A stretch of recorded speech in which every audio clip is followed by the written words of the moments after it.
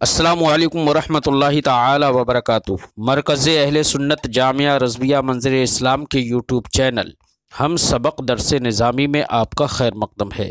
پیارے بچوں، جنہوں نے اب تک ہمارے چینل کو سبسکرائب نہیں کیا ہے وہ ضرور سبسکرائب کر لیں اور بیل آئیکن یعنی گھنٹی بھی بجا دیں تاکہ ہر ویڈیو کی نوٹیفیکیشن اطلاع اپلوڈ کرتے ہی آپ تک پہنچ جائے،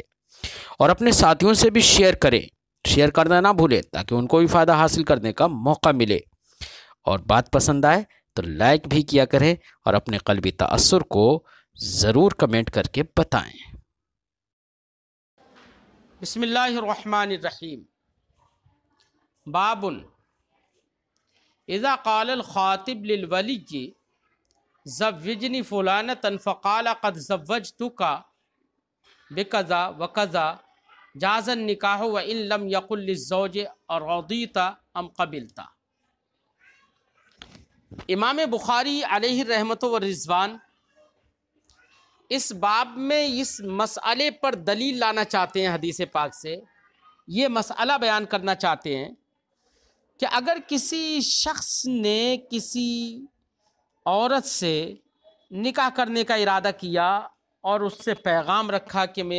مجھے اس سے نکاح کرنا ہے، اور عورت کے ولی سے اس نے کہا کہ میرا نکاح اس عورت سے کر دیجئے، اب ولی نے اس آدمی سے یہ کہا کہ کیا تمہارے پاس کچھ ہے، کیا تمہارے پاس کچھ ہے، کیا یہ ہے وہ ہے، مطلب طرح طرح کی باتیں کہیں، اور کہنے کے بعد میں اس آدمی نے یہ بھی کہا کہ نہیں میرے پاس کچھ نہیں ہے، اس کے باوجود مطلب اتنا فصل ہوا، اس نے تو مطالبہ نکاح پہلے کیا تھا اور بیچ میں یہ ساری باتیں ہو گئیں، اس کے بعد ولی نے یہ کہا کہ زوجتکھا، میں نے تیرا اس سے نکاح کر دیا، میں نے تیرا اس سے نکاح کر دیا، صرف اتنا کہا تو کیا اس سے نکاح منعقد ہو جائے گا، یا یہ کہنا ضروری ہے کہ میں نے تیرا اس سے نکاح کر دیا، تو نے اس کو قبول کیا، کیا تو اس سے راضی ہے، یہ جملہ بھی بولنا ضروری ہے نکاح کے منعقد ہونے کے لیے، یا بولنا ضروری نہیں ہے؟ یہ بات واضح کرنے کے لیے امام بخاری نے اس باب کو باندھا ہے۔ خلاصہ باب یہ ہے کہ اگر ولی نے اپنی بیٹی کا یا اپنے جو بھی ماتحت ہے اگر اس کا نکاح کسی سے کیا اور نکاح کرنے کے وقت اس سے یہ کہہ دیا زوجتکھا، میں نے تیرا نکاح اس سے کر دیا،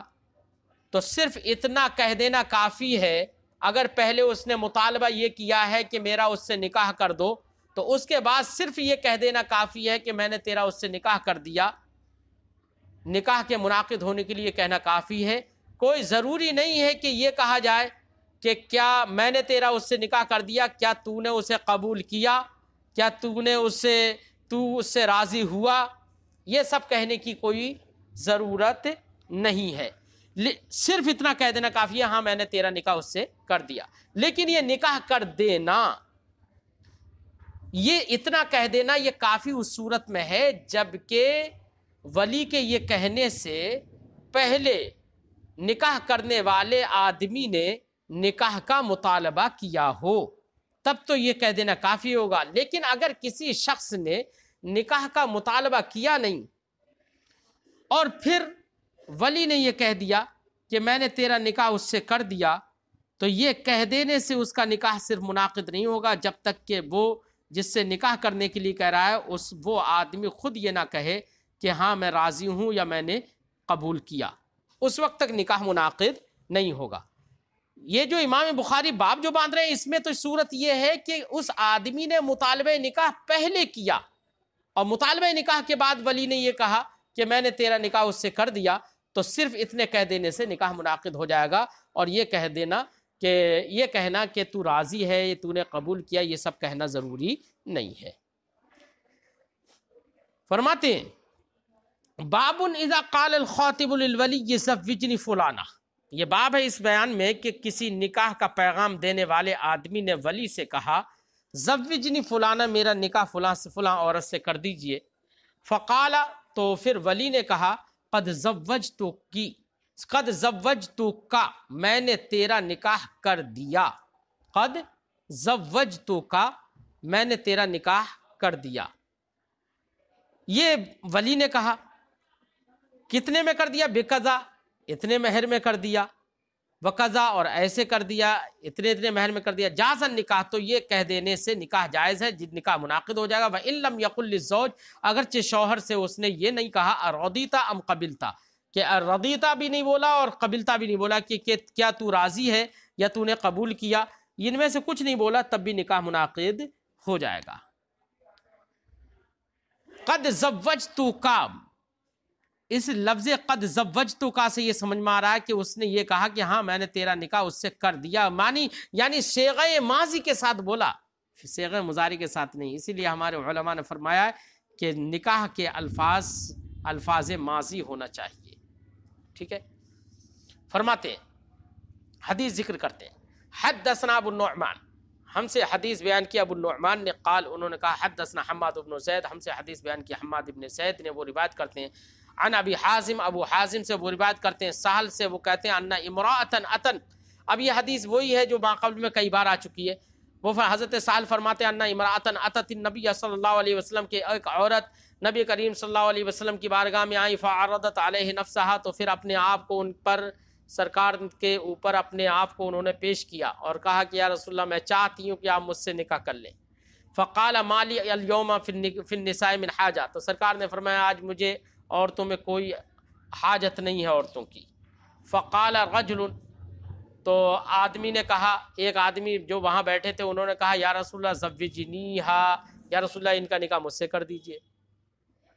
تو انہوں نے کہا ان کا نکاح مجھ سے کر دیجئے۔ قال ما عندک، تو سرکار نے فرمایا تمہارے پاس کیا ہے؟ قال ما عندی شیء، انہوں نے کہا میرے پاس تو یا رسول اللہ کچھ بھی نہیں ہے۔ قال اعطیہا ولو خاتما من حدید،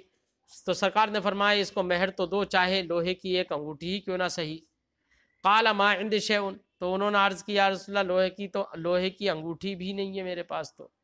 قال فما عندک من القرآن، تو سرکار نے فرمایا کیا تمہارے پاس کچھ قرآن بھی ہے؟ قال کذا و کذا، ہاں یا رسول اللہ یہ حدیث یہ قرآن مجھے یاد ہے۔ قال فقد ملکتکہا، تو سرکار نے فرمایا تو چلیے ٹھیک ہے میں نے تمہارا ان سے نکاح کر دیا۔ تو ملکہ یہاں تملیک بولا ہے، تو تملیک سے بھی، لفظ تملیک سے بھی نکاح منعقد ہو جاتا ہے۔ دیکھیے سرکار نے نکاح کر دیا نا اس کا، اور لفظ ملکتکہا بولا۔ اسی سے امام اعظم کی دلیل ہے کہ لفظ ملک، لفظ بیع وغیرہ ان تمام سے بھی نکاح منعقد ہو جاتا ہے، اگرچہ امام شافعی نے صرف نکاح اور تزویج دو ہی لفظوں سے نکاح کا انعقاد مانا۔ تو ہماری دلیل یہ ہو جائے گی قد ملکتک، یہ سرکار ملک تو فرما رہے ہیں اور مراد ہے نکاح۔ میں نے تجھے اس کا مالک بنا دیا، بما معک من القرآن، اس کے عوض جو قرآن تمہارے پاس ہے، تمہیں اس کا مالک بنا دیا۔ تو پوری عورت کا مالک نہیں ہو جاتا کوئی بھی شوہر، یعنی نکاح ہونے کے بعد شوہر جو ہوتا ہے اس عورت کے ملک وضع کا مالک ہوتا ہے، نہ کہ ملک رقبہ کا مالک۔ تو ملک رقبہ کا مالک نہیں ہوتا ہے، پورے ملک، پورے جسم کا مالک نہیں ہوتا ہے، بلکہ اس میں مخصوص کا صرف مالک ہوتا ہے، اس میں مخصوص کا استعمال کر سکتا ہے بس۔ فرماتے باب لا یخطب علی خطبۃ اخی حتی ینکح او یدع، امام بخاری فرماتے ہیں کہ یہ باب ہے اس بیان میں کہ کوئی بھی آدمی اپنے بھائی کے پیغام نکاح پر پیغام نکاح نہ دے، حتی ینکح، یہاں تک کہ وہ بھائی یا تو نکاح کر لے یا چھوڑ دے۔ کیا مقصد ہے اس باب کے بیان کرنے کا؟ تو امام بخاری علیہ رحمۃ و رضوان اس باب کو اس لیے بیان کر رہے ہیں، اس سے یہ بتانا مقصد ہے کہ دیکھیے اگر کسی عورت سے ہمارے کسی بھائی نے، اب چاہے وہ حقیقی بھائی ہو یا رضائی بھائی ہو، نسبی بھائی ہو، یا قوم کا کوئی بھی مسلمان بھائی ہو، قومی بھائی ہو، اگر اس نے کسی عورت سے نکاح کا پیغام دیا ہے، یعنی منگنی، اگر منگنی کا مطلب ہمارے یہاں پر یہ کہ منگیتر جو کہتے ہیں نا، کہ مانگ لیا کہ ٹھیک ہے ہماری اس سے ہم نکاح کرنا چاہتے ہیں، پیغام اس نے کر دیا عورت کو یا عورت کے ولی کو کہ بھئی ہم آپ کی بیٹی سے نکاح کرنا چاہتے ہیں، پیغام دے دیا، کیا اب یہ پیغام دیا ہے تو کیا اس پیغام دینے کے بعد دوسرے آدمی کو یہ جائز ہے کہ اسی عورت سے پیغام نکاح دے؟ یہ جائز ہے یا نہیں؟ تو نبی کریم صلی اللہ علیہ وسلم نے فرمایا کہ دیکھیے، جب تمہارے بھائی نے کسی عورت کو پیغام نکاح دیا ہے تو تمہارے لیے حلال اور جائز نہیں ہے کہ تم اس کو پیغام نکاح دو، یہ جائز نہیں ہے۔ اب حدیث پاک سے یہ بات سمجھ میں آئے گی، سرکار نے منع فرمایا اس سے۔ اب ایک حدیث پاک دوسری ہم آپ کو اس ذہن میں لانا چاہتے ہیں۔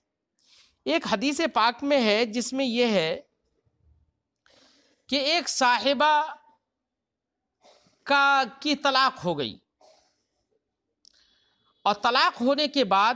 حضرت معاویہ بن سفیان اور ایک دوسرے صحابی رسول، یہ دو لوگ ان صاحبہ سے اپنا پیغام نکاح دے چکے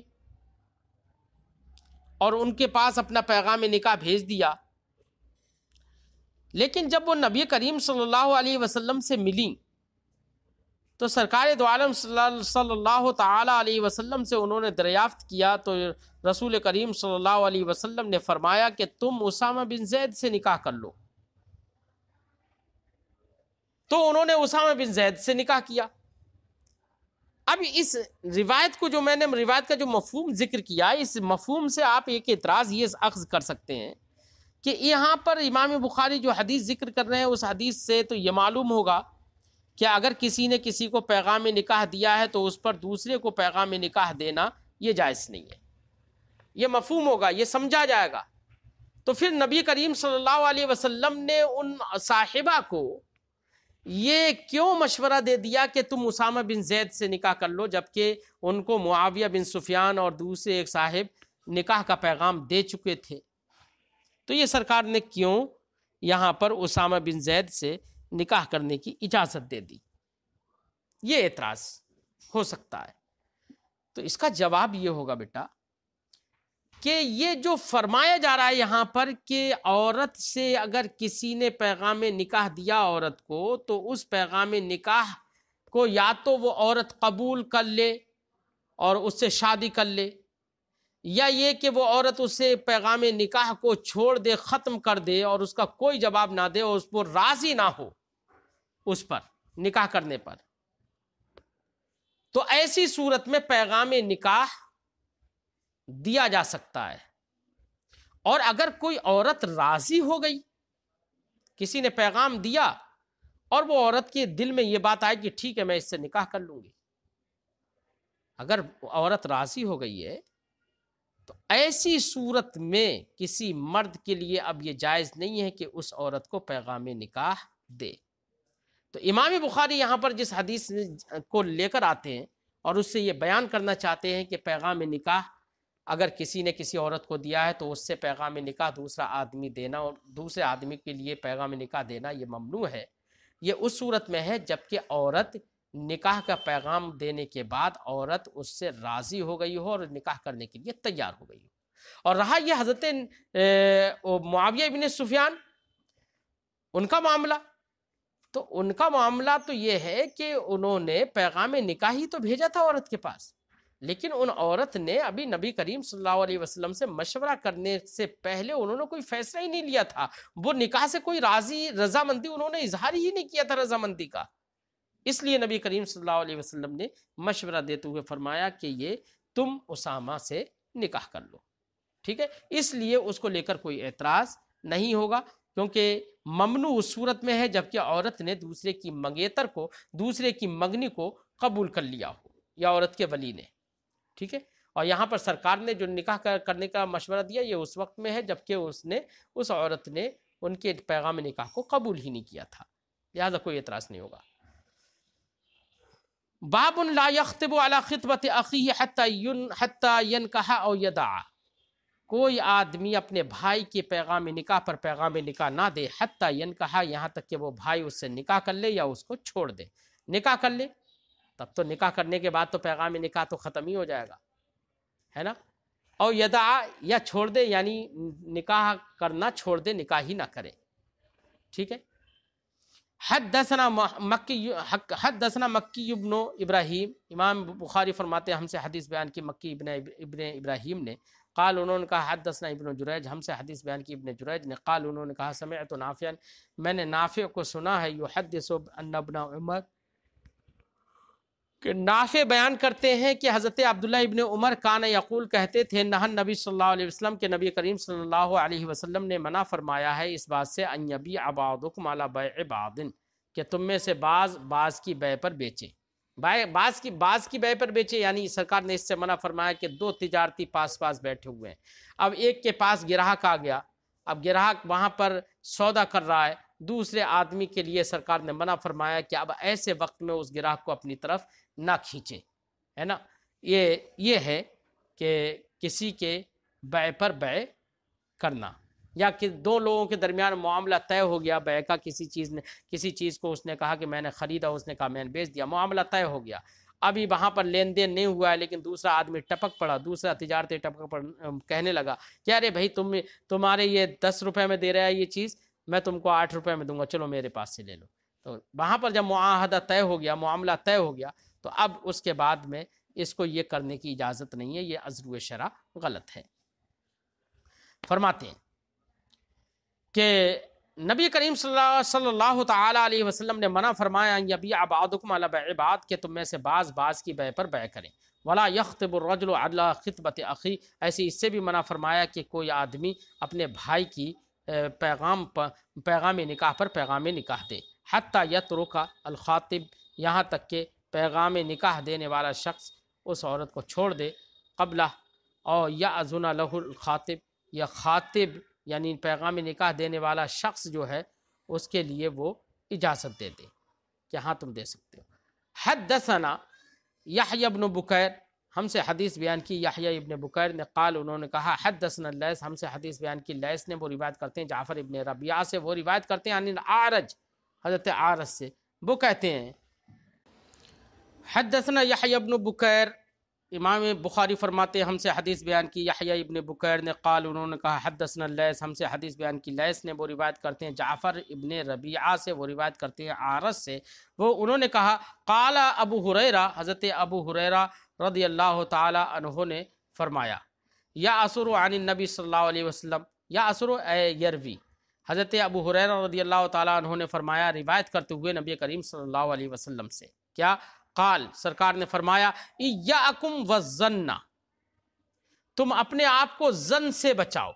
گمان سے بچاؤ، فإن الظن اکذب الحدیث، کیونکہ گمان یہ سب سے بڑی جھوٹی بات ہے،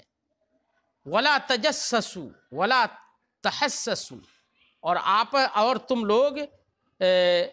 تجسس مت کرو، یعنی ممنوع چیزوں کی طرف جھانکو مت، ولا تحسسوا، اور نہ ہی ٹوہ لگاؤ، یعنی دوسرے کی باتوں کو بھی مت سنو، کان مت لگاؤ، ولا تباغضوا، اور نہ ہی آپس میں بغض کرو، دشمنی کرو، وکونوا اخوانا، اور سرکار نے فرمایا بھائی بھائی بن کر رہو، ولا یخطب الرجل علی خطبۃ اخی، اور ایسے ہی کوئی بھی آدمی اپنے بھائی کے پیغام نکاح پر پیغام نکاح نہ دے، حتی ینکح، یہاں تک کہ وہ یا تو اس سے نکاح کر لے، اور یترک، یا چھوڑ دے۔ تو نکاح کر لے گا تو اس کے بعد تو خیر پیغام دے گا ہی نہیں، لیکن اگر چھوڑ دیا تو اس کے بعد پیغام دے سکتا ہے۔ تو اس جملے سے